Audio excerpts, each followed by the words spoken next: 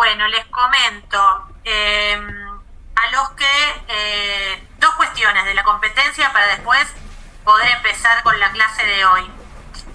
La primera de ellas es ¿qué horarios tienen factible ustedes podrían concurrir a la competencia el jueves que viene? Algo hablaron, pero bueno, por eso yo quería saber qué horarios tenían como factibles.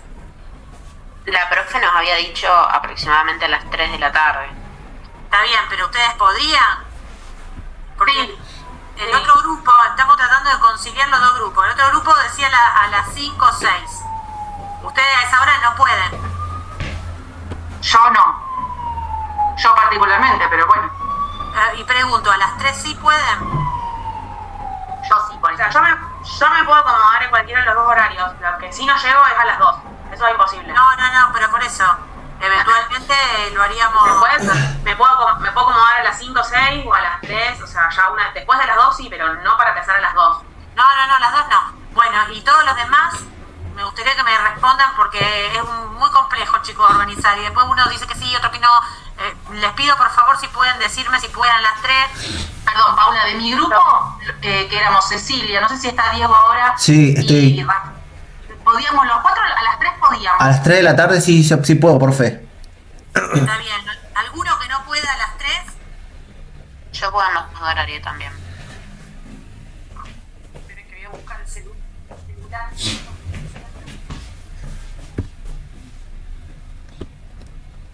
El tema, profe, de hacerlo tipo a las 5 o 6 de la tarde es que después se nos cruza con la clase, porque tenemos una clase o no. El jueves. No, ya terminamos. Ah, listo. No, nosotros tenemos la semana que viene, el último teórico va a ser el martes. Y después tenemos el miércoles que vamos a hacer como un simulacro para ensayar la competencia y el jueves vamos a hacer la competencia, no es que van a tener clase. Y ahí ya finalizamos y cargamos las regularidades y los conceptos y todo porque encima cierra el 22. Así que estamos todos justos. Ah, listo. Sí. No, al horario que ustedes digan, después de las 2 de la tarde. Al horario que ustedes dispongan. Yo, por ejemplo, yo puedo a cualquier horario que después de las 2, porque yo salgo a las 2 de trabajar. Bueno, a ver. Una pregunta, ¿el jueves ya es la última clase? ¿El jueves que viene? Sí. Y después tienen que rendir. Así que dense cuenta de la magnitud del Se asunto. pasó volando, me parece, el Y cuatrimestre. sí. La verdad que es bastante rápido el tema. Nosotros el grupo de los demandados podemos cualquier horario. Así que por nosotros no es Bueno, o sea, que todos podrían a las 3. Espérenme que yo lo ponga en el grupo. Y a las 6 la única diferencia. Sí, lamentablemente, a ver, si coordinan a las 6 veo, trato de ver cómo me organizo. A las 5 tampoco podés. Yo vivo lejos, trabajo en el centro. Yo una vez que me vuelvo a volver, tengo que hacer una organización. Ah, Si es la única opción, veo cómo me organizo. Me complico, pero veo. Yo puedo a cualquier horario.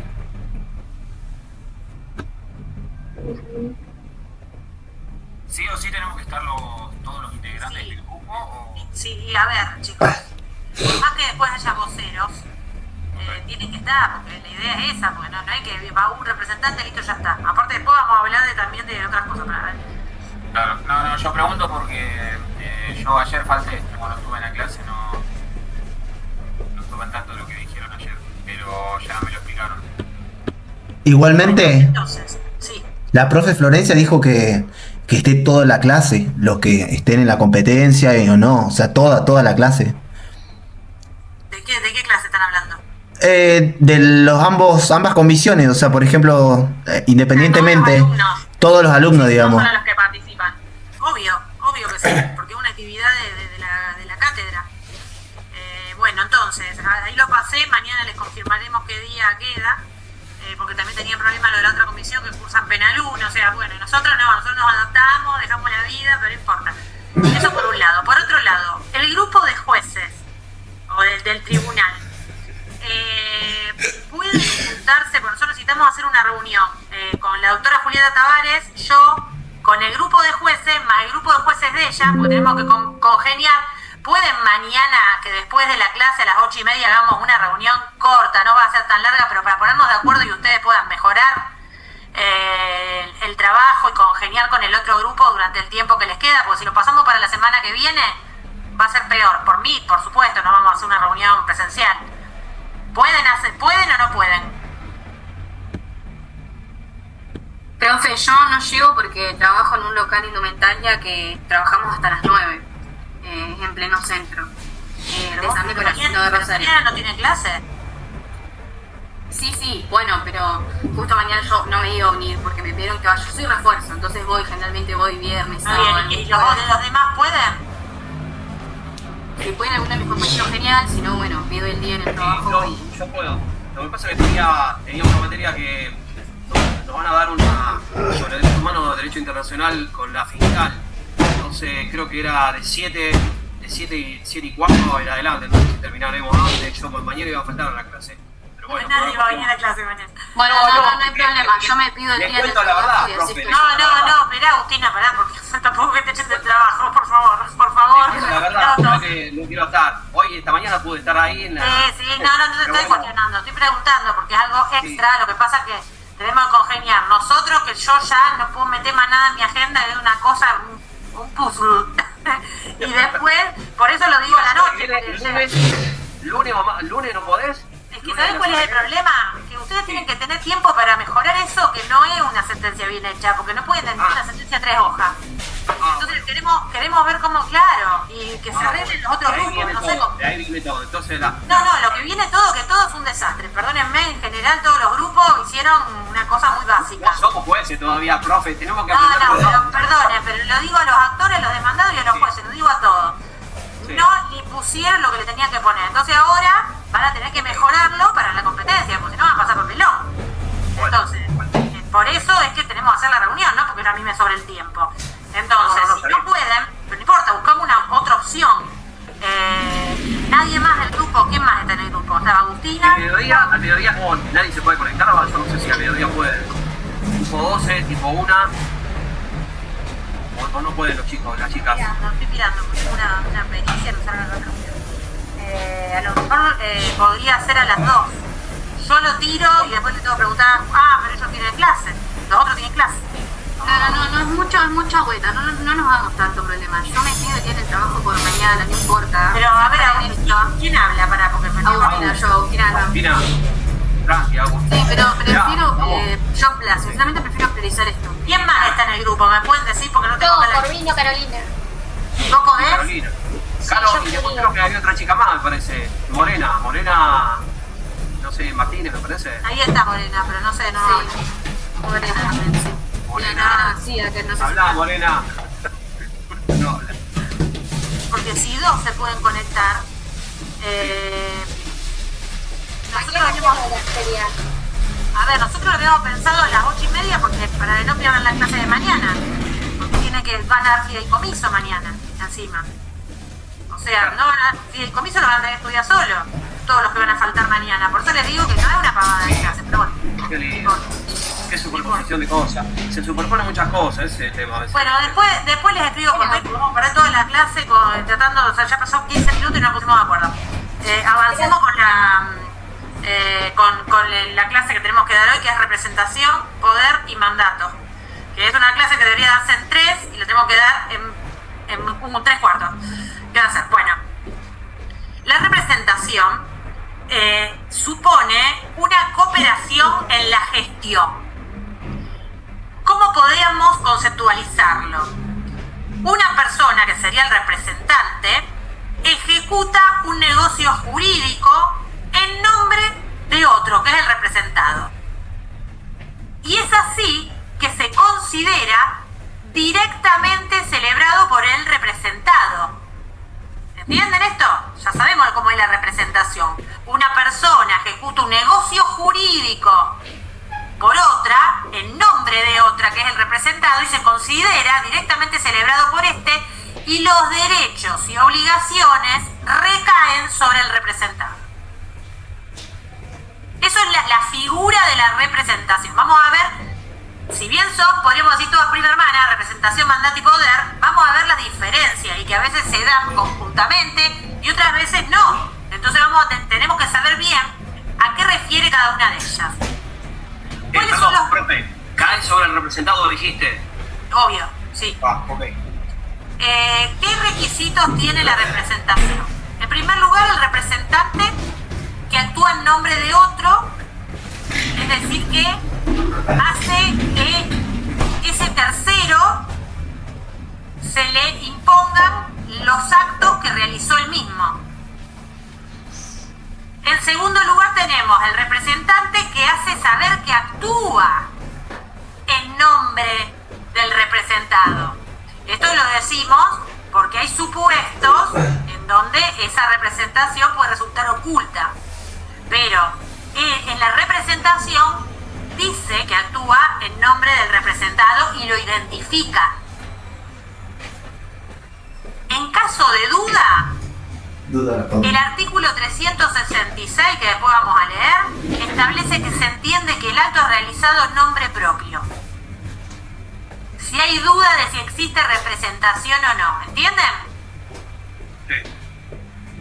Después, otro de los requisitos de la representación es que los efectos del acto recaen en cabeza del representado, que lo dijimos en la propia definición, sin afectar la esfera jurídica del representante. Él actúa, pero no afecta su esfera jurídica ni patrimonial. Después, otro de los requisitos es, por un lado tenemos el interés jurídico y por el otro lado el interés económico. El interés jurídico siempre va a ser del representado. En cambio, el interés económico puede variar. Puede ser del representante, representado o de un tercero. Puede ser común del representante y del representado. O del representado y un tercero. Ya sé, parece un trabalengua, pero es así. Ese es el interés económico que puede variar. Siempre el interés jurídico es del representado. Y por último, el último requisito es el poder de representación que es necesario para que se produzca la representación voluntaria. Ya vamos a ver que la representación puede tener diferentes fuentes. Cuando la representación tiene como fuente el contrato o el acto jurídico, se va a requerir un poder. Estamos hasta acá en el concepto y los requisitos. El código mejora el método del código de Vélez. ¿Por qué digo esto? Porque en el código de Vélez esto estaba totalmente dispersa la regulación. En cambio nosotros tenemos una regulación en la teoría del acto jurídico, en donde se regula la teoría de la representación y en donde se regula el acto de apoderamiento. Vamos a ver, son artículos bajos, en 300 y pico en adelante, que ahora les voy a decir bien con precisión. Y por otro lado tenemos lo que sería la regulación del contrato de mandato en la teoría especial del contrato. Todas estas normas las tenemos que hacer funcionar en forma armónica. Porque puede que haya, por ejemplo, un mandato con representación o sin representación, puede que haya mandato con poder o sin poder, ¿entienden? Puede que haya representación que no sea voluntaria, que sea necesaria o legal, o representación orgánica porque surge una persona jurídica. Entonces, son institutos emparentados, pero que necesariamente deben poder diferenciarse. Y esto se pregunta constantemente. En la representación hay una relación jurídica triangular, es decir, una triangulación de sujetos, representante, representado y el tercero, con quien el representante actúa en nombre del representado. Es una situación jurídica que, como les digo, se diferencia del mandato y del poder. Porque yo represento a mis hijos menores de edad, eso es una representación legal y necesaria. Yo no tengo un poder o un mandato.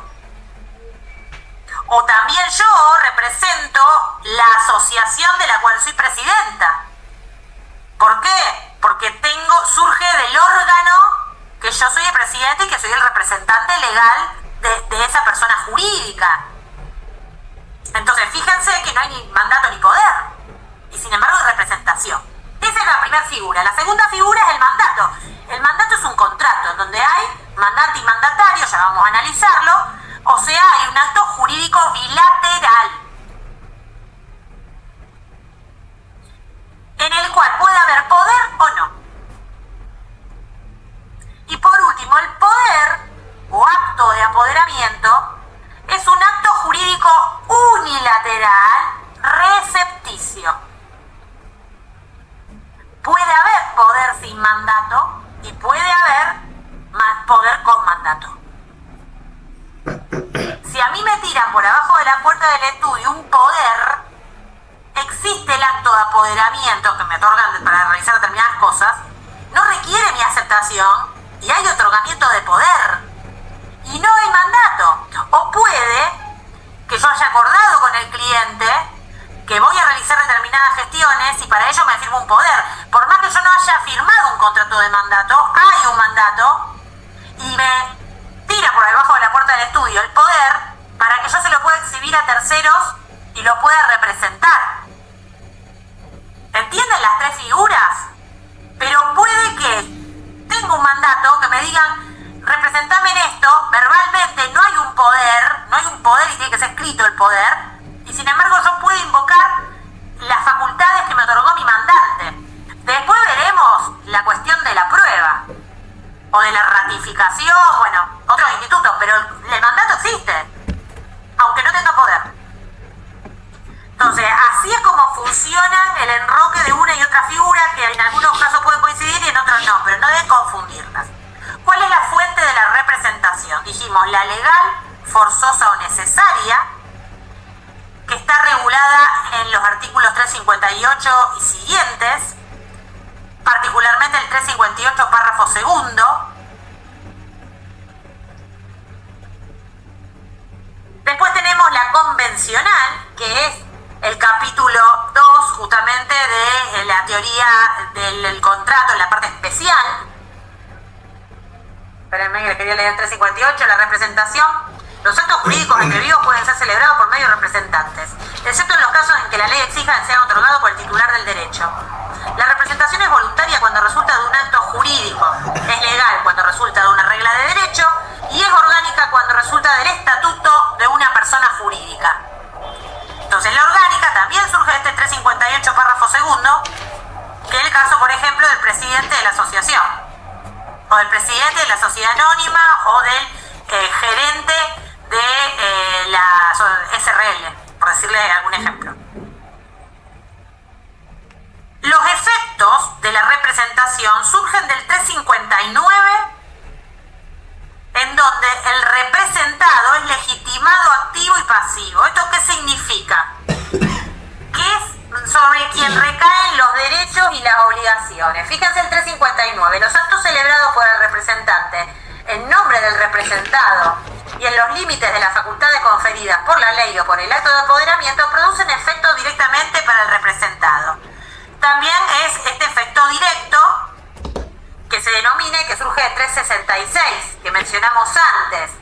Actuación en ejercicio del poder. Cuando un representante actúa dentro del marco de su poder, sus actos obligan directamente al representado y a los terceros.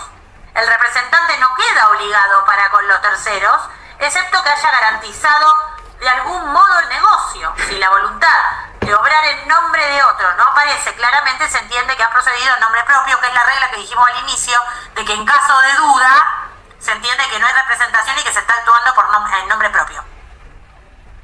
Pero fíjense que el efecto directo es sobre el patrimonio del representado. Yo actúo y lo obligo a él. Sí, ¿quién me quiere preguntar algo?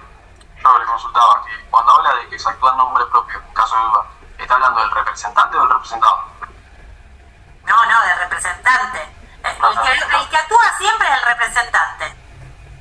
El representado no actúa. Entonces, si no deja bien en claro que lo hace en representación de otro, ahí va a quedar obligado él. Porque también es una consecuencia del mandato oculto. Después ya vamos a ver que es el mandato sin representación. ¿Por qué se habla sin representación? Porque no se invoca que se está actuando en interés de otro, no se lo dice, y se actúa en nombre propio. Entonces queda obligado el representante. Ahora después volvemos a eso, pero es esa la idea. el funcionamiento de la representación y los efectos directos en el patrimonio del representado. Este efecto directo va a derivar del poder, porque si en mí me exhibe el poder, tiene las facultades que estoy realizando y por lo tanto eso es lo más seguro. Puede que no haya poder y venga el representado y ratifique posteriormente lo que yo hice en su nombre y representación, o eventualmente por la denominada teoría de la apariencia. Esto es crucial. La teoría de la apariencia surge del 367 y el caso paradigmático es que yo voy a un negocio, hay una persona que me emite la factura, que me da determinados documentos, pues yo le efectúo el pago, me lo recibe, y no va a ser el gerente de la SRL esa persona. Pero se presume, la ley presume que si está en el comercio frente al público, está legitimado para hacer todos esos actos. ¿Entienden? Y obliga a su representado. Fíjense lo que dice el 367, este es importantísimo. Porque esto en los juicios, vos podés... ¡Ah, no! Lo firmó una señora que no es nadie. Hoy estuvo Norberto en esto. ¿Qué dijeron en el caso de... vos no estuviste en el primero. No, perdón. Porque no pude. No. ¿Alguno estuvo en el primer caso? No sé. Bueno, no importa. Que obligaba el empleado a la empresa. Justamente era de eso. Y querían acreditar que era empleado y que había estado allí. Bueno, escuchen el 367.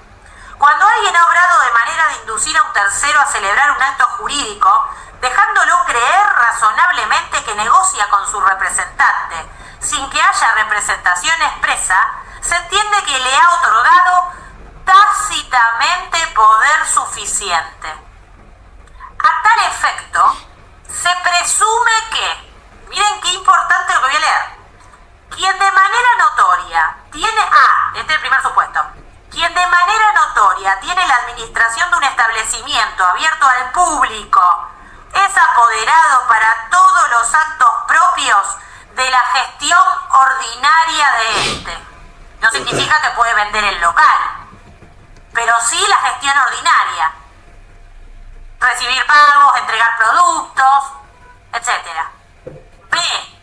Los dependientes que se desempeñan en el establecimiento están facultados para todos los actos que ordinariamente corresponden a las funciones que realizan.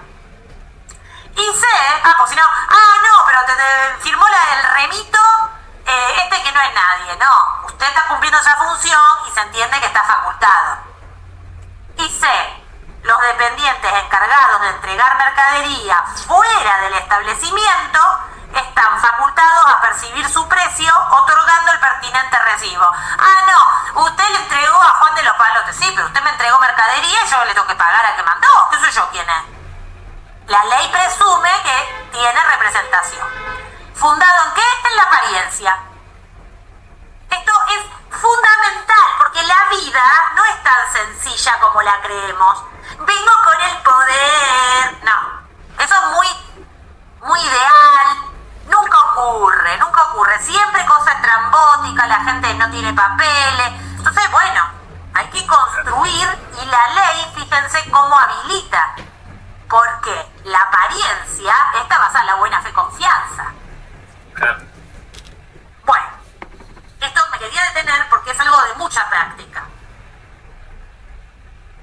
Eso en cuanto a la representación. Quiero resumir porque hay cosas que, bueno. Y la convencional, tenemos que pensar en las clases de poder, que pueden ser especial, ya lo vamos a ver, general, o conferido en términos generales. Vamos a entrar a lo que sería el acto de apoderamiento y vamos a adentrarnos a esto que les acabo de mencionar. El poder es un negocio jurídico unilateral, en donde el poderdante concede facultades al apoderado para obrar en su nombre, con eficacia representativa. Yo voy con el poder al tribunal otorgado por un cliente juez y le pido y lo defiendo y hago todo lo que tengo que hacer. ¿Por qué? Porque él me otorgó facultades con eficacia representativa. Yo puedo hablar por él. Si bien hay determinados actos que tiene que concurrir, por ejemplo las audiencias, se recomienda que vaya, y sobre todo para conciliar, yo puedo representarlo. ¿Qué naturaleza jurídica tiene el poder? Acto jurídico, es decir, que es un acto voluntario que persigue crear una situación jurídica. Es unilateral porque solamente emana del poderdante y no requiere aceptación del apoderado. Es decir, que no necesita que exista contrato de mandato. Puede existir, pero no necesariamente. Y es recepticio, es decir, destinado al apoderado que lo recibe y recibe las facultades y a los terceros a quienes se le exhibe y se acredita qué facultades tiene. ¿Cuál es el objeto del poder? El poderdante puede otorgar poder para realizar todos los actos que puede realizar por sí mismo. Si yo puedo realizar algo por mí misma, puedo otorgar poder para que me lo haga. Eso es el principio. El 362... ¿Cómo es? ¿Qué significa por sí mismo? O sea, que si yo, por ejemplo, le doy poder a alguien, digo, bueno, yo necesito que hagas tal y tal cosa, que yo vayas a tribunales, estés en una audiencia, presencia, qué sé yo, no sé. Mi hija no puede otorgar poder para que la representen en un juicio, porque no lo puede otorgar, porque no lo puede hacer por sí misma ella. Bueno, también que representación en un juicio no, pensemos. Porque es menor de claro, entonces no lo puede hacer por sí mismo.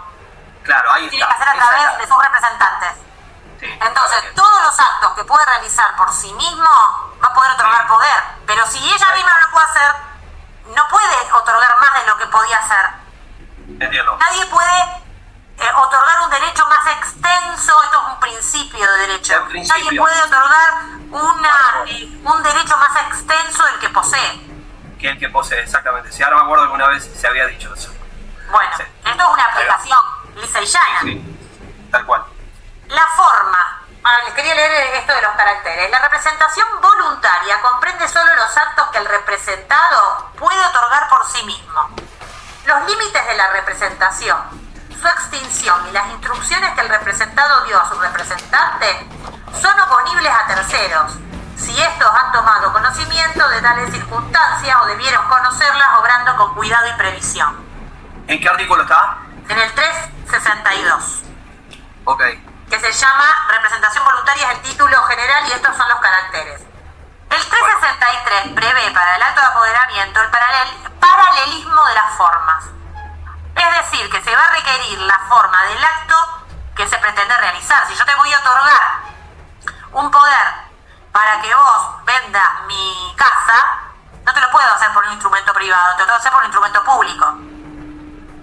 Entonces, eso es el paralelismo. El apoderamiento debe ser otorgado en la forma prescripta para el acto que el representante debe realizar. Por eso se habla de paralelismo de formas. El objeto que tengo que realizar, el negocio jurídico que tengo que realizar como apoderado, tiene que tener la misma forma que el poder. La capacidad de los sujetos, que también está vinculado con lo otro. ¿Qué capacidad tiene que tener el representado? El 364 dice que en la representación voluntaria el representado debe tener capacidad para otorgar el acto al momento del apoderamiento. Para el representante es suficiente el discernimiento. Entonces la norma distingue la capacidad del representado y del representante. Del representado es lo que veníamos diciendo. Debe tener capacidad para realizar ese acto por sí mismo. El representante tiene que tener discernimiento, o sea que yo puedo designar que me represente voluntariamente una persona sin discernimiento. Allá yo. ¿Me entiende? Yo puedo hacer que mi hijo menor que tiene 12 me represente. Para bien o para mal. Pero yo lo decidí. El representante tiene que tener discernimiento. Nada más. ¿Qué pasa? Que esto es muy común cuando hay pluralidad de apoderados. El 378, ¿vieron que dice y tal en los poderes? Perdón, Paula, una pregunta. Lo de la capacidad, ¿para cualquier tipo de acto? Sí. ¿Lo puedo mandar a un hijo menor a que firme algo por mí? Por ejemplo, estoy enferma y le hago un poder y ponele. Porque es tu responsabilidad. Después vamos a ver que se puede extinguir por falta de capacidad de mandante o mandatario, suponete, y en esos casos, y de apoderado y poderdante, y en esos casos la incapacidad del apoderado tiene que ser sobreviniente, porque no se requiere esa capacidad plena para ser apoderado. Pero si la tenía y tiene después una incapacidad sobreviniente, sí puede extinguirse el poder y el mandato eventualmente. Pero déjame que termine esto. Plural, por eso, es una responsabilidad de quien designa. ¿Qué pasa con la pluralidad? Que es muy común en los juicios. El 378 les quería leer. La designación de varios representantes sin indicación de que deban actuar conjuntamente todos o alguno de ellos se entiende que faculta actuar indistintamente a cualquiera de ellos. Cuando en los juicios se pone la doctora María Paularia Norberto Buceto Rafael Sequeira Carolina Corvino, pueden actuar cualquiera, indistintamente y no de forma conjunta, porque lo dice salvo que se pacte diferente. Y en caso de poderdantes conjuntos, ¿cuándo se daría esto? Si yo otorgo poder y estoy en condominio para vender mi inmueble, necesito que ambos poderdantes otorguen el poder. ¿Se acuerdan las partes plurima? Volvemos a la vida. El 379 dice apoderamiento plural. El poder otorgado por varias personas para un objeto de interés común puede ser revocado por cualquiera de ellas sin dependencia de las otras. ¿Estamos? Porque cada uno configura las personitas, pero no van a poder otorgar consentimiento si uno revoca. A lo mejor después lo realiza por sí y en representación, veremos. Pero ese no significa que revoque por el todo. Las clases que habíamos dicho de poder son especial, ya lo nombramos, que es cuando se da facultades para actos individualizados en los que el apoderado puede intervenir. Generales, los poderes generales es cuando es para actuar en una serie de actos generales, justamente, por ejemplo, el poder para juicios en general, no para un juicio en particular, como se suele poner dentro de los autos caratulados, tal, me va a representar, ese es un poder especial. Poder general es cuando se otorga por escritura pública para todos los juicios que tenga la persona. ¿Vamos? Y después está el poder conferido en términos generales. Es decir, que se pone que no se describen, se otorga en forma genérica y no se describen los actos que debe realizar. ¿Cómo lo interpreta la ley? La ley interpreta que solamente el apoderado va a poder realizar actos de administración ordinaria. Una cosa es el poder general para pleitos. Entonces vos ahí lo determinaste, dijiste, esto es para juicio, no es que yo te voy a poder ir y administrar tus bienes extrajudicialmente y vender tu casa o tus bienes. En cambio, el conferido en términos generales le da poder en forma genérica. Entonces la ley no es que considera que puede hacer todo sobre su patrimonio, sino solamente los actos de administración, que no son más que los actos de conservación, lo que no modifica la naturaleza y la consistencia del patrimonio, sino que la aumenta. Por ejemplo, cobrar frutos, por ejemplo, cobrar rentas, eso sí, pero no que puedo salir a vender todos tus bienes, porque fue conferido en términos generales. Esto puede darse cuando se concede en forma general o cuando se dice que no se concretan las facultades. Entonces también se considera conferido en términos generales. Lo que establece el 375 es una regla hermenéutica. Fíjense, de interpretación sería hermenéutico. Las facultades contenidas en el poder son de interpretación restrictiva. Se llama el 375 poder conferido en términos generales, perdón.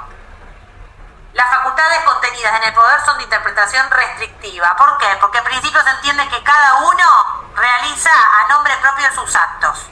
No puede interpretarse en un sentido amplio de representación.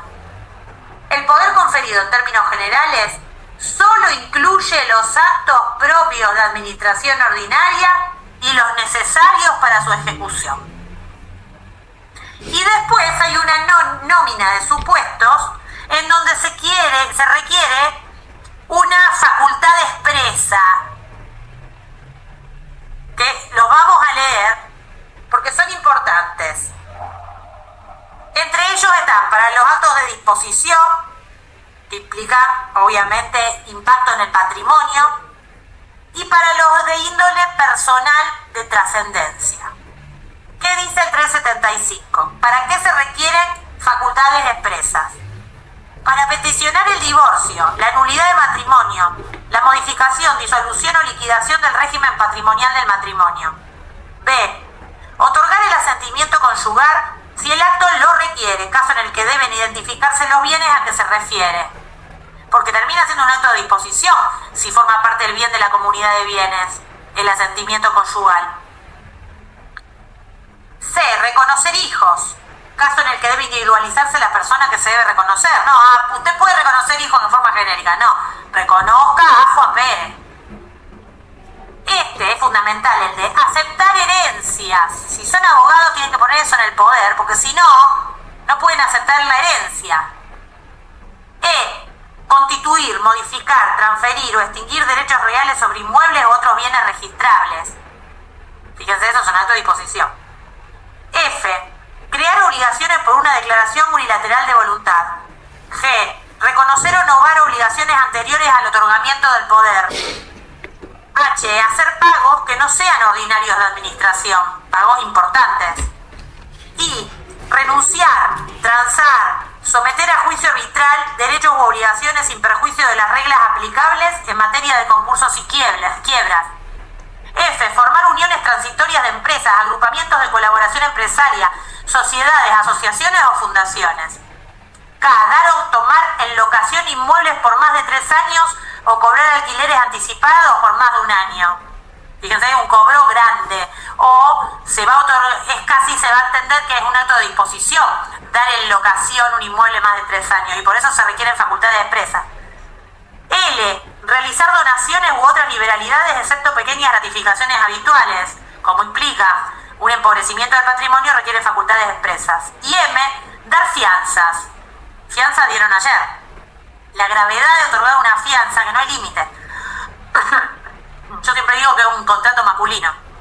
Conozco más a los hombres que otorgan fianza que a las mujeres. Pero no importa, no otorguen fianzas, porque pueden perder todo.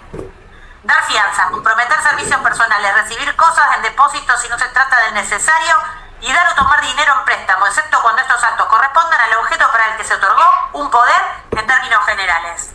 Fíjense que en eso se requiere facultad de expresa, lo tienen que tener presente, porque no va a ser suficiente si no lo hacen de ese modo. Responsabilidad del apoderado. Hay 2 formas de actuar que van a generar la responsabilidad. Una es la inexistencia o exceso de poder. Y otra es el abuso de poder.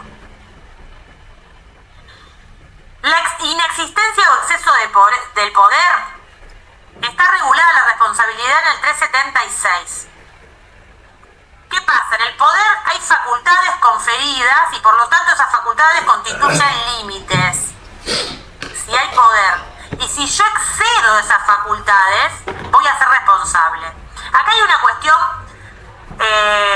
más clara, porque el tercero con quien contrata al representante tiene la carga de autoinformarse, de exigir que se le exhiba el poder. Si no se lo exige, va a haber una falta de diligencia de su parte y de autorresponsabilidad. No, lo obligué porque yo tenía un poder para hacer determinada cosa y hice 3 veces más. Y el otro ni me pidió el poder. Bueno, problema de él. Ahí no le podés imputar ese accionar al representado. Porque en el poder estaban bien delimitadas las facultades. responsabilidad por inexistencia o exceso en la representación. Por ejemplo, no se otorgó poder. Y yo quieren actuar por otro y yo no lo pido. Es una responsabilidad también de mi parte como tercero. Si alguien actúa como representante de otro sin serlo, o en exceso de las facultades conferidas por el representado, es responsable del daño que la otra parte sufra por haber confiado sin culpa suya en la validez del acto.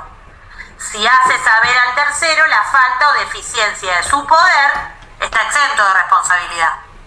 O sea, responde el representante frente al tercero.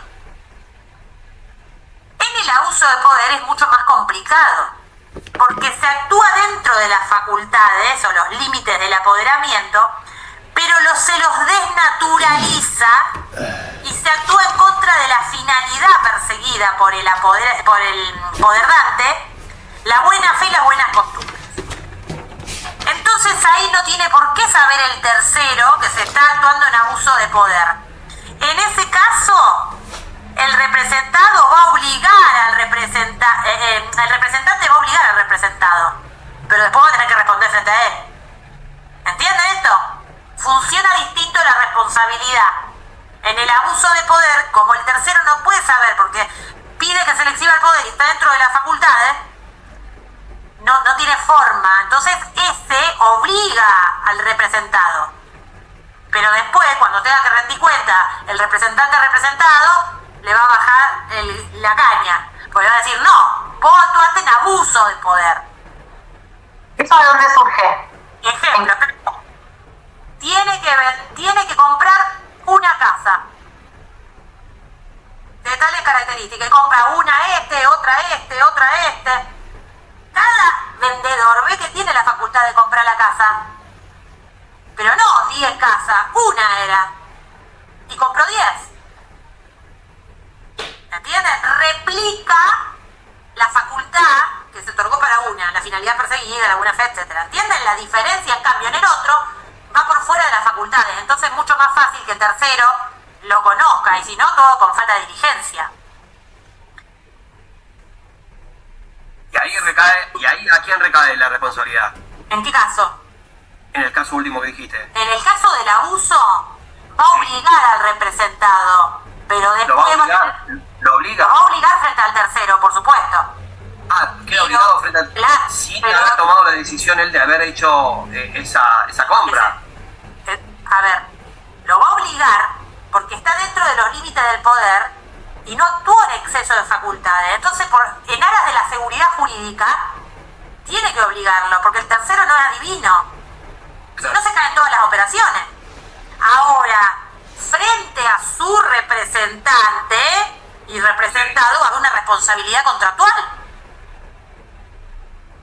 Claro. Profe, yo pensaba también en el ejemplo, no sé si está bien, de por ejemplo, se otorga un poder para que se venda, no sé, un auto por mínimo 10 millones y lo vende a 6, por ejemplo. En ese caso, ahí no hay un tercero, digamos.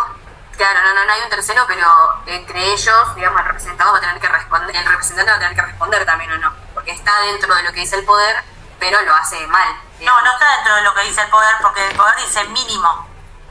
Y otra vez. Ese es exceso de poder. Lo que pasa es que el que vende, el que compra, no me acuerdo cómo dijiste, tiene que pedirle poder. Y cuando vea eso, no lo obliga.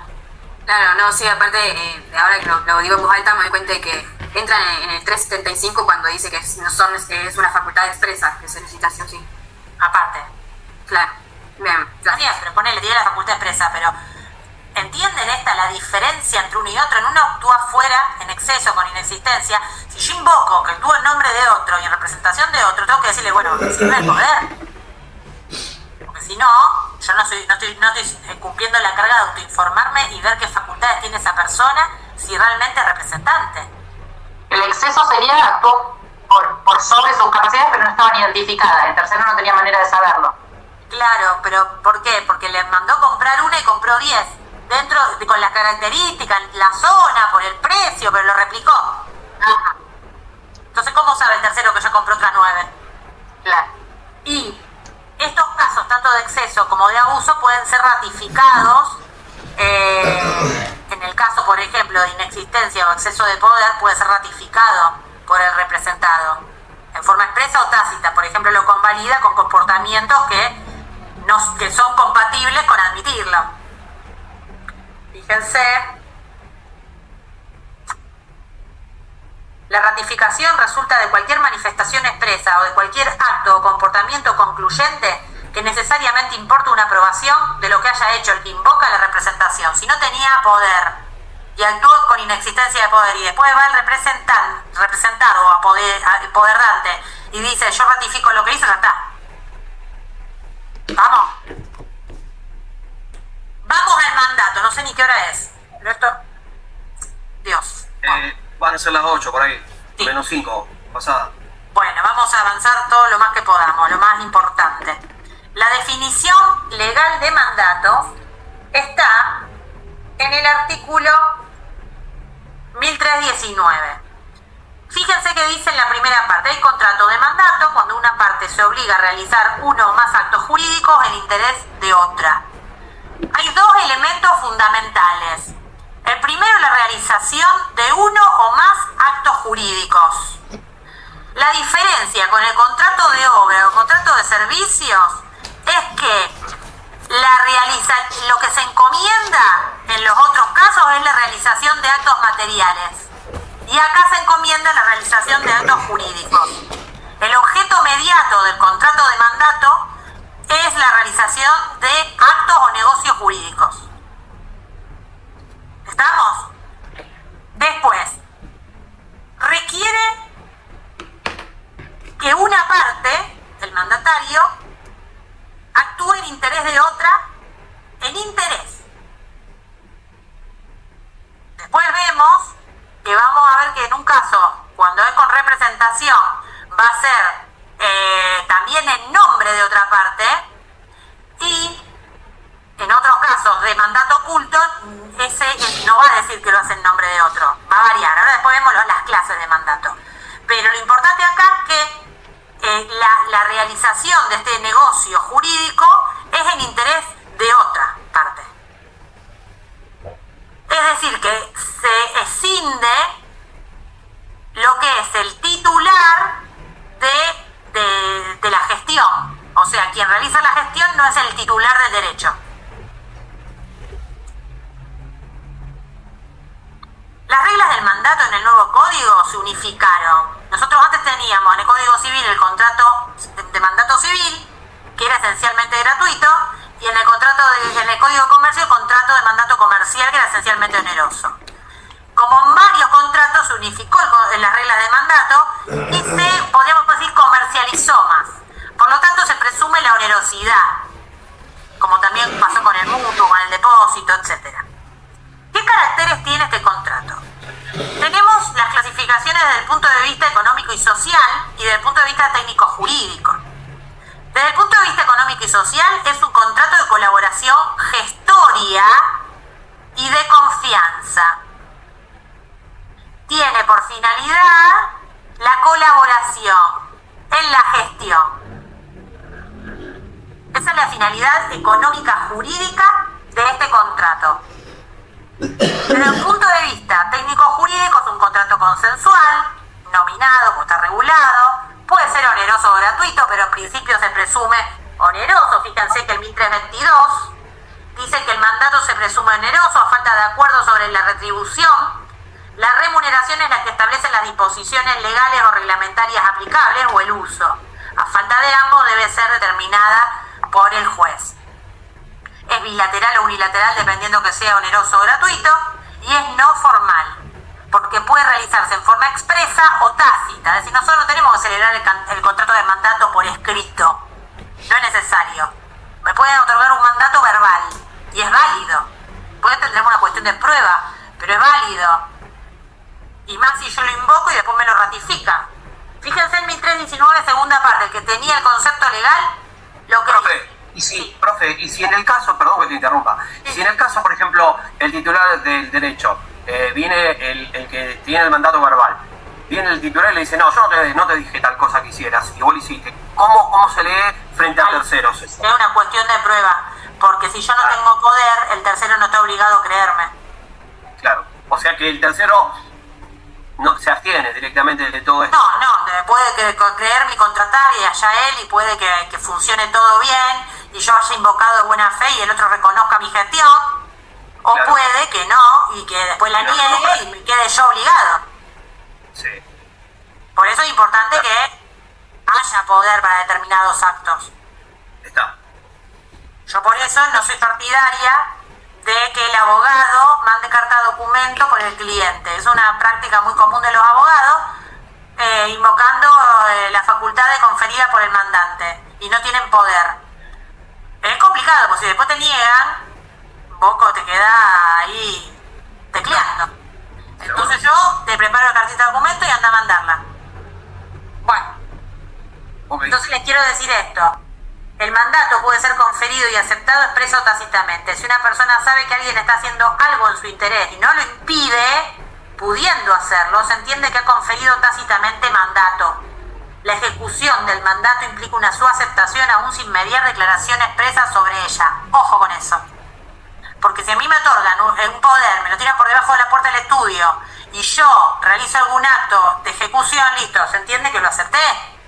El mandato conferido que subyace ese poder. Y después yo no puedo decir, no lo acepto. Clases de mandato. Tenemos el mandato, puede clasificarse según de cómo se arriba el consentimiento, como dijimos, puede ser expreso o tácito. Obviamente expreso sabemos cómo es, tácito cuando existe por comportamientos concluyentes, que es este 1319 segundo párrafo que les acabo de leer. Y después hay otra clasificación del mandato en representativo y sin representación. El representativo, el mandatario actúa en nombre y en interés de otro. En cambio, o sea, ajeno, nombre e interés ajeno. En cambio, el mandato oculto o sin representación, el mandatario actúa en interés ajeno. Acuérdense que el elemento tipificante de este contrato es la actuación en interés ajena, pero en nombre propio no dice que lo hace en interés ajeno. En ese caso va a quedar obligado él. Ahora vamos a ver los efectos del mandato oculto. A ver cómo podemos resumir. Dijimos que la capacidad de las partes es rápidamente el 364, que tiene que tener capacidad para otorgar el acto, el mandante, y que el mandatario basta el discernimiento. Eso sigue igual que para el apoderamiento. Obligaciones del mandatario. En primer lugar, vamos primero al mandato oculto porque se lo quiero dar. Mandato sin representación está en el 1321. Si el mandante no otorga poder de representación, el mandatario actúa en nombre propio, pero en interés del mandante, quien no queda obligado directamente respecto del tercero, ni este respecto del mandante. El mandante puede subrogarse en las acciones que tiene el mandatario contra el tercero, e igualmente el tercero en las acciones que puede ejercer el mandatario contra el mandante. Fíjense que no se habla de acciones directas, sino de acción subrogatoria. Porque en principio quien queda obligado de forma personal es el mandatario. Y el tercero cree que contrató con el mandatario. Después tendrá que rendir cuenta con el mandante, pero frente al tercero no invocó la representación. ¿Cuáles son las obligaciones del mandatario? Bueno, en primer lugar, las obligaciones surgen del 1324, que las vamos a ver rápidamente porque no traen demasiada complejidad y me gustaría sí ver la parte de sustitución de mandato. A ver cuánto nos queda. No, tenemos. Vamos a 1324. El mandatario está obligado a, viene la obligación nuclear, cumplir los actos comprendidos en el mandato conforme a las instrucciones dadas por el mandante y a la naturaleza del negocio que constituye su objeto, con el cuidado que pondrían los asuntos propios o en su caso el exigido por las reglas de la profesión o por los usos del lugar de ejecución. Más allá de que tiene que cumplir las instrucciones, de acá surgen dos pautas, una objetiva y una subjetiva. De esta inciso A, de cómo tiene que cumplir esas instrucciones. La pauta subjetiva surge cuando habla de acuerdo a la naturaleza del negocio. En cambio, la pauta subjetiva es que tiene que poner el cuidado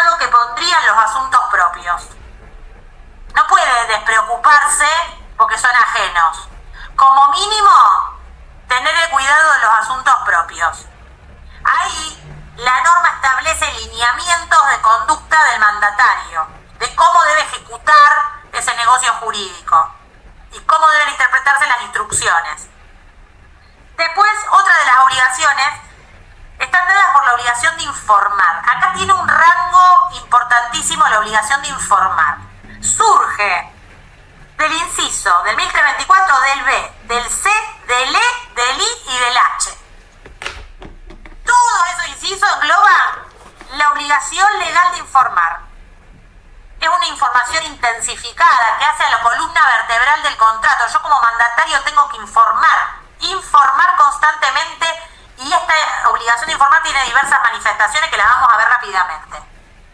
Primero, dar aviso inmediato al mandante de cualquier circunstancia sobreviniente que razonablemente aconseje apartarse de las instrucciones recibidas, requiriendo nuevas instrucciones o ratificación de las anteriores, y adoptar las medidas indispensables y urgentes. Pasó algo sobreviniente, se lo tengo que hacer saber y decirle, ¿hago lo que dijimos o hago otra cosa? C. Informar sin demora al mandante de todo conflicto de intereses y de toda otra circunstancia que pueda motivar la modificación o la revocación del mandato. Conflicto de intereses con el mandatario. Decirle, mirá que yo acá surgió este conflicto de interés. Decírselo y vemos qué hacemos. Dar aviso al mandante de todo valor que haya recibido en razón del mandato y ponerlo a disposición de aquel. F. Una obligación crucial que hace la información y que vamos a ver después, que es la de rendir cuenta. Después la vemos. La H. Informar en cualquier momento de requerimiento del mandante sobre la ejecución del mandato. Y la I. Exhibir al mandante toda documentación relacionada con la gestión encomendada y entregarle la que corresponda según las circunstancias. Fíjense la cantidad de obligaciones que integra la obligación de informar. Te tengo que estar diciendo, avisando cada rato. No es que me olvido, no le digo nada, hay abogado, no le tiene el teléfono al cliente. No, hay que avisarle. La otra parte me hace un ofrecimiento. Por más bajo que me parezca, le tengo que decir. Porque si no estoy incumpliendo esa obligación de informar. Después está la obligación de confidencialidad que surge del inciso D. Fíjense, mantener en reserva toda información que adquiera con motivo del mandato, que por su naturaleza o circunstancias no está destinada a ser divulgada. Esto hace a la lealtad, a la reserva, a la fidelidad. Los abogados tenemos la obligación de secreto. Y que se extiende a la esfera postcontractual. Por más que se haya extinguido el mandato, tengo la obligación de conservar esa confidencialidad y esa reserva. Y la de rendir cuentas. Crucial. Está en el inciso F. Fíjense, rendir cuentas de su gestión en las oportunidades convenidas o en la extinción del mandato. Y esta obligación la tenemos que vincular con el 1334, que también se llama rendición de cuentas. La rendición de cuentas por el mandatario debe ser en las condiciones previstas en los artículos 858 y siguientes, acompañada de toda la documentación relativa a su gestión. Excepto estipulación en contrario, las cuentas deben rendirse en el domicilio del mandatario y los gastos que generan son a cargo del mandante. Acá lo importante que tenemos que tener en cuenta respecto de la obligación de rendir cuenta, que es troncal, es que tenemos una regulación que seguramente vieron en obligaciones de la rendición de cuentas y que es propia de todo gestor. Y van a ver que esa obligación de rendir cuentas también está en el contrato de fideicomiso por parte del fiduciario. Entonces, esta está regulada en los artículos 858, que les digo que lo vean ustedes porque no tenemos tiempo, pero le da contenido. Fíjense que el 858 remite el 1334. Y ahí se establece cómo se debe rendir cuentas, en qué oportunidad, y particularmente se establecen las fases de la rendición de cuentas, porque en la rendición de cuentas hay una fase informativa y una fase de entrega. Se debe entregar todo lo que se hubiese dado. Entonces, esa rendición a través de la información, después cuando a mí me informan eso como mandante, puedo impugnar o prestar disconformidad a esa rendición o aprobarla. Esa aprobación puede ser expresa o tácita. Pero el mandatario tiene que informar, entregar, cumplir todas esas etapas de la rendición de cuentas para darle la oportunidad a su mandante de impugnar o aprobar. no se puede dispensar esta obligación en determinados contratos, por ejemplo, en los contratos de consumo por adhesión. No se puede. Profe, en el caso de una empresa, por ejemplo, que va a un síndico, ¿sí? Y que asume la responsabilidad de suplantar a la administración que tiene su directorio y que tiene su comisión. Suplanta eso, él tiene que hacer una rendición de cuenta. Él también cumple esa Primero, obligación. no, a ver, la sindicatura es un órgano de fiscalización, esto es societario. Sí. Societario y Sí. de asociaciones. Societario, sí. Es un órgano de fiscalización y es diferente a lo que sería la comisión directiva o el órgano directivo, y es diferente a lo que sería la asamblea, que es otro órgano, que es la de los socios. Entonces, los síndicos controlan, Claro. pero las rendiciones es por la gestión, y el síndico no gestiona. El síndico no gestiona, el síndico puede que apruebe gestiones o controle gestiones, pero no gestiona. No la gestiona. Exacto, el que gestiona es el tesorero, El tesorero. Ahí va. si vamos a hablar de algo económico o societario. No, está bien. Yo para tener bien claro esa figura, porque quería tenerla. En el fideicomiso van a ver que el fiduciario gestiona, administra y administra el fideicomiso. Y tiene una obligación de rendir cuentas que no se puede renunciar, es de orden público. Eso se lo traigo a colación para cuando lo vean mañana. También tiene que entregar todo lo que recibió como otra obligación, todo lo que recibió en razón del mandato, valores, cosas muebles, inmuebles, llave, título, documentación. Adoptar medidas conservatorias urgentes, ojo, porque si no quiere aceptar el mandato, va a tener la obligación de que si le tiran el poder por abajo de la puerta, hacerlo conservatorio urgente y después manifestar que eso no implica aceptación. Porque si no va a ser responsable porque no cumplió con el acto conservatorio, o de lo contrario va a considerarse aceptación. Es un sector medio vidrioso. Y después posponer sus propios intereses en caso de conflicto en aras de beneficiar al mandante. Lo que exige la ley, el 1325, es que tiene que posponer sus propios intereses. Y si no, pierde el derecho a cobrar retribución. Este es un artículo también muy importante que se invoca mucho en la realidad social. Fíjense, 1325. Se llama conflicto de intereses. Si media conflicto de intereses entre mandante y mandatario, este debe posponer los suyos en la ejecución del mandato o renunciar.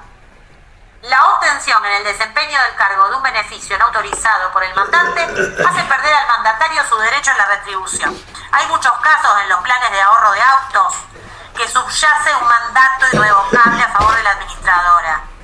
Y cuando cobran sobreprecios, se entiende que hay un conflicto de intereses entre los adherentes al plan de ahorro y el administrador y se le exige que reintegre la retribución. Eso es un ejemplo de la realidad social.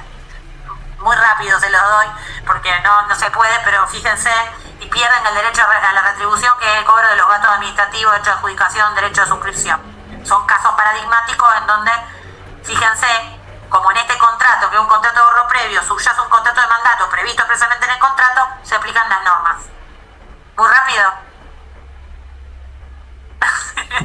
Y lo que pasa es que estamos... No me di cuenta qué es lo que hizo mal el mandante, pero bueno. Sí, que cobra además, por ejemplo en el caso del auto, el valor móvil. Y ese valor móvil determina los gastos administrativos, que es la retribución del administrador. Entonces, más alto el valor móvil, más retribución cobro. Si yo cobro de más, me estoy beneficiando en perjuicio de mi adherente. Ok. Es muy difícil de probar. No, facilísimo. Ah, mira.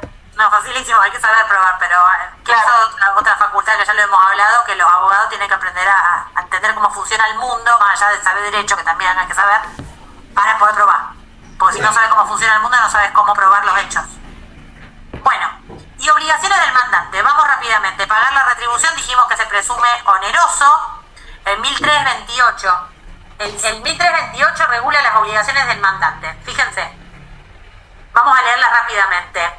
Suministrar al mandatario los medios necesarios para la ejecución del mandato y compensarle en cualquier momento que le sea requerido todo gasto razonable en que haya incurrido para ese fin. Yo no puedo pretender que el mandatario cumpla con su misión, su encargo, si yo no le otorgo el título que necesita para hacerlo, si yo no le otorgo la cosa que necesita vender, si yo no le otorgo todos los elementos necesarios que faciliten su ejecución. Ese es el deber de colaboración que está innato, que lo vimos muy bien también en obra. Después, indemnizar al mandatario de los daños que sufra como consecuencia de la ejecución del mandato no imputables al propio mandatario. Incluso por caso fortuito. Puede que por ejecutar el mandato ocurra un caso fortuito y sufra un daño. También debe responder, porque lo que se tiene en mira es que es un daño que si no hubiese aceptado ejecutar el mandato no lo hubiese sufrido.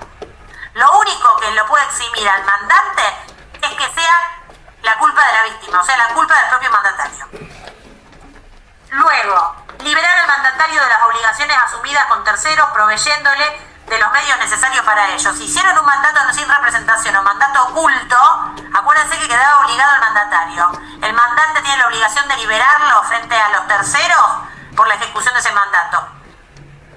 D. Abonar al mandatario la retribución convenida. Si el mandato se extinguió sin culpa del mandatario, debe la parte de la retribución proporcional al servicio cumplido. Pero si el mandatario ha recibido un adelanto mayor de lo que le corresponde, el mandante no puede exigir su restitución. Es decir, que si se debe pagar retribución, se presume oneroso, vamos a ver que puede ser por acuerdo de partes el pacto de retribución, que es lo que en el ámbito abogadil se llama pacto de quota litis, o ir a las leyes arancelarias. Esas son las dos fuentes de las cuales puede emanar la retribución. Pero si extingue anticipadamente el mandato, deberá pagar hasta lo que hizo. Ahora, ¿qué pasa si anticipó? Bueno, no puede pedir el reintegro. Esas son rápidamente las obligaciones del mandante. Y ahora vamos a ver sustitución de mandato, que me interesa, menos eso, porque se los voy a dar de un modo gráfico para que lo entiendan. Este tema lo tienen que ver desde el punto de vista del 1327 y el 377 en sinergia, estas dos normas. Y van a ver que dan respuesta a toda la cuestión. ¿Puede o no el mandatario sustituir sus funciones en otro? Pueden darse tres supuestos. Que esté prohibida por el mandante la sustitución.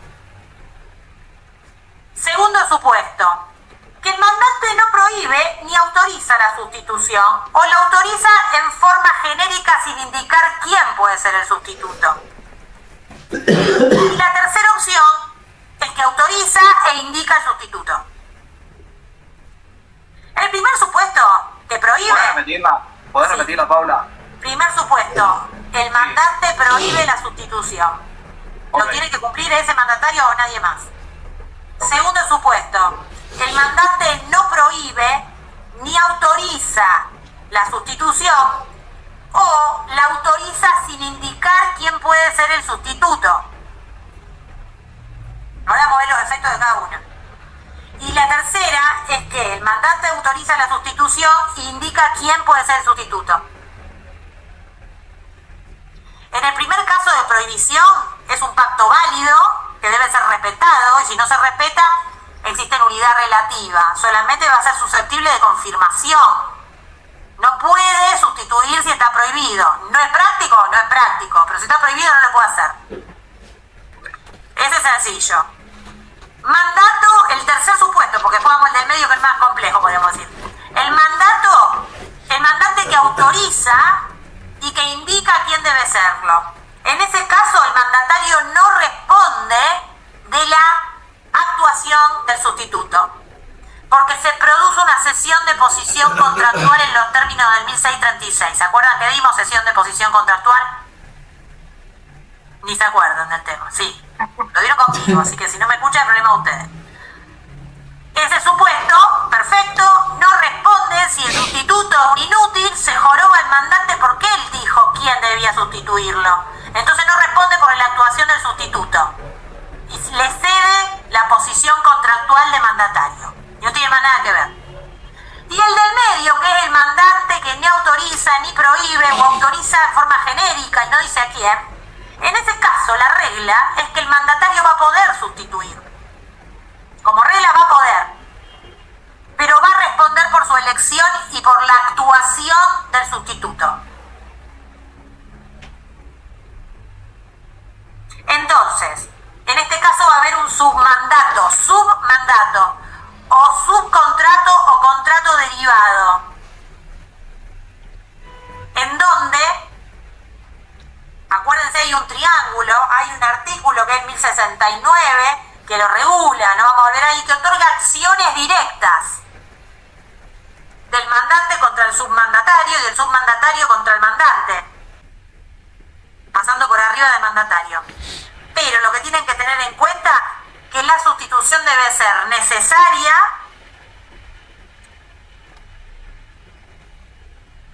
y coherente con las instrucciones que otorgó de acuerdo al inciso A del artículo 1324. Y el mandatario le paga al sustituto y después se arregla con el mandante. O eventualmente después podrá haber acciones directas, como dijimos. Acá lo importante es que es una facultad implícita la de ser sustituida si no está prohibido, pero debe responder, tiene una responsabilidad in eligendo. 1327 regula esto, lo leemos rápidamente. El mandatario puede sustituir en otra persona la ejecución del mandato y es responsable de la elección del sustituto, excepto cuando lo haga por indicación del mandante.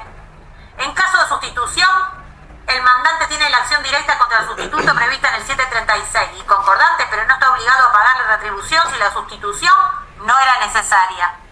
El mandatario responde directamente por la actuación del sustituto cuando no fue autorizado a sustituir o cuando la sustitución era innecesaria para la ejecución del mandato. Fíjense que yo se los ordené esquemáticamente para que entiendan todos los supuestos. Vamos a causales de extinción rápidamente. No les puedo dar todas, pero me interesa la revocación particularmente. Acuérdense que el mandato es esencialmente revocable, al igual que la donación, que puede revocarse con determinadas causales establecidas por la ley. El mandato no requiere causales necesariamente, pero está el mandato revocable y puede pactarse como irrevocable. Por eso esto se lo quiero explicar. Después las otras causales las ven ustedes, pero esto es importante. El mandato revocable es el principio general. En principio se puede revocar el mandato porque está otorgado el interés del mandante.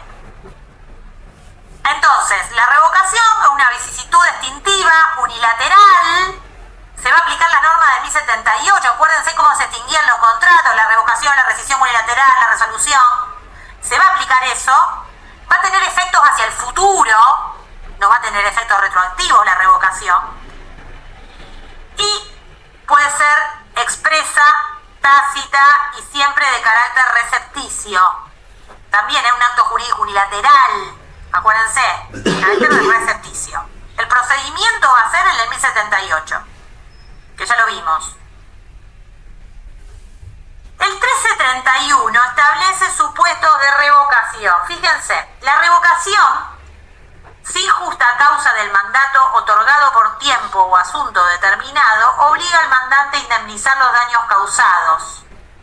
Si el mandato fue dado por plazo indeterminado, el mandante debe dar aviso adecuado de la circunstancia o en su defecto indemnizar los daños que cause su omisión. ¿Qué distingue la ley? La ley distingue el mandato otorgado, primero la revocación con justa causa y la revocación sin justa causa.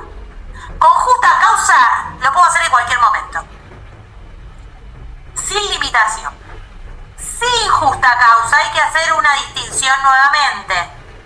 Si el mandato fue otorgado por tiempo determinado o por asunto determinado, o si el mandato es con plazo indeterminado.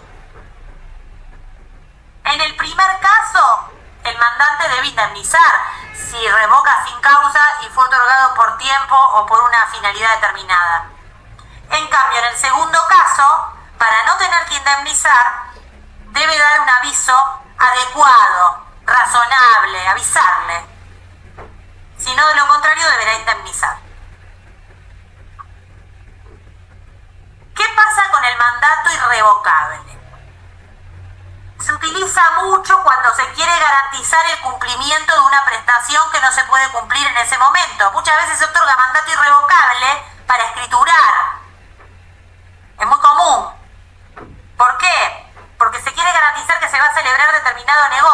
Entonces, mi vendedor le otorga un mandato irrevocable a mi mamá para que escriture por él.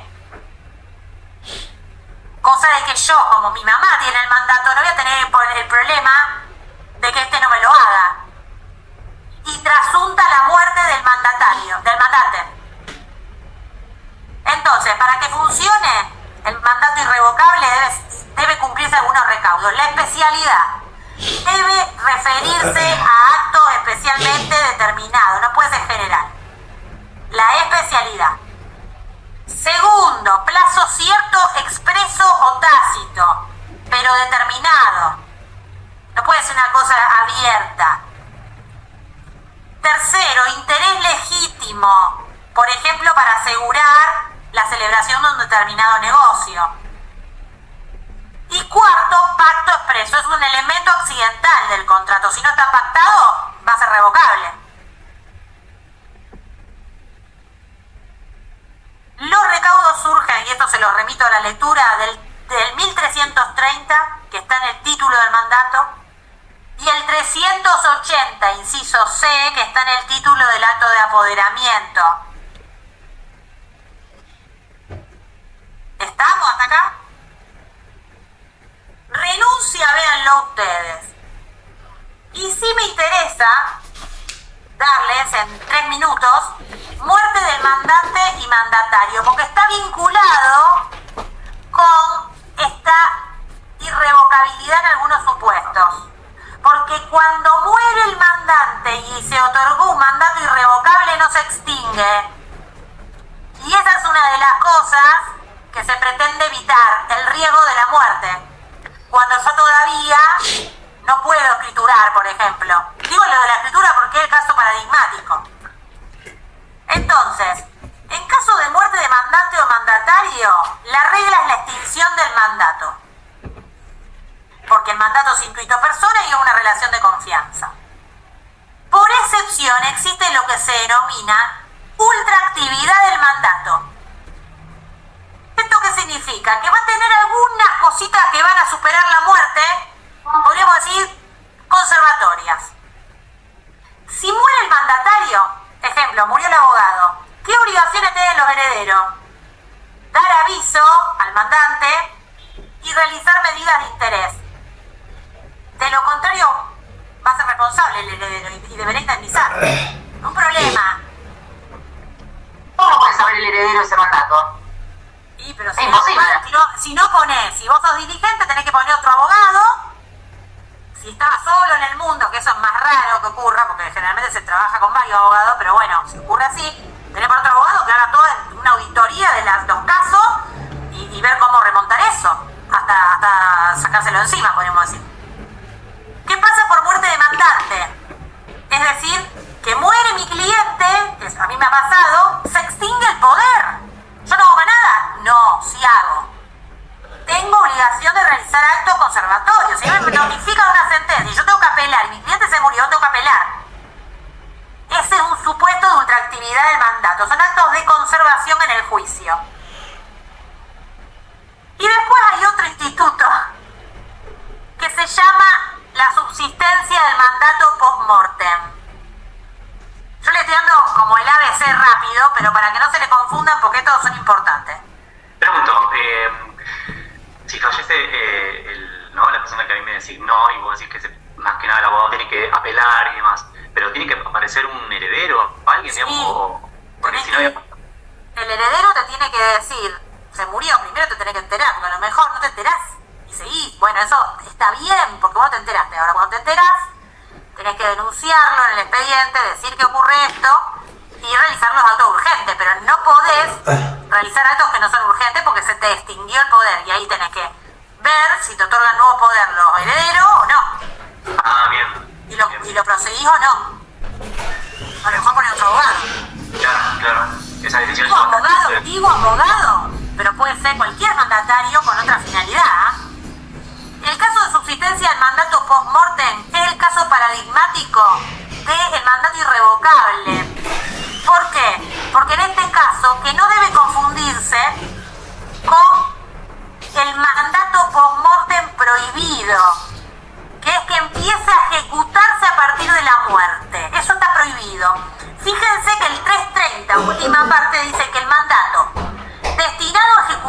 después de la muerte del mandante es nulo si no puede valer como disposición de última voluntad. Acuérdense que el contrato es un acto entre vivos, no un acto mortis causa, como el testamento.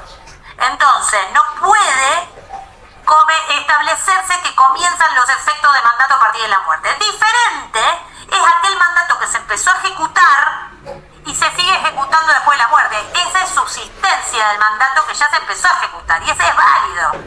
Que surge, el mandato puede convenirse expresamente como irrevocable en los casos del inciso B y C del artículo 380 y ahí subsiste post-mortem y es válido. ¿Entienden? Los requisitos legales es que sea conferido para datos determinados, dijimos, otorgado en razón de un interés legítimo, el plazo tiene que ser determinado también y expresamente establecido. ¿Se acuerdan que lo dijimos cuando vimos mandato irrevocable? Pero lo tenemos que distinguir del 1330, última parte, que es cuando empieza a producir efecto a partir de ese momento. Faltaron algunas cosas, lo grosso lo di. Me pueden hacer preguntas mientras tomo asistencia, todo veloz. Acá hay que tener un poder de síntesis inaudito. ¿Cómo hago esto? Lo que es... No puedo seleccionar esto. Che. Profe, yo antes de irme quería decirte que ahí hablé en el grupo de los jueces y nada, organizamos, hay 2 chicas que ya me dijeron que pueden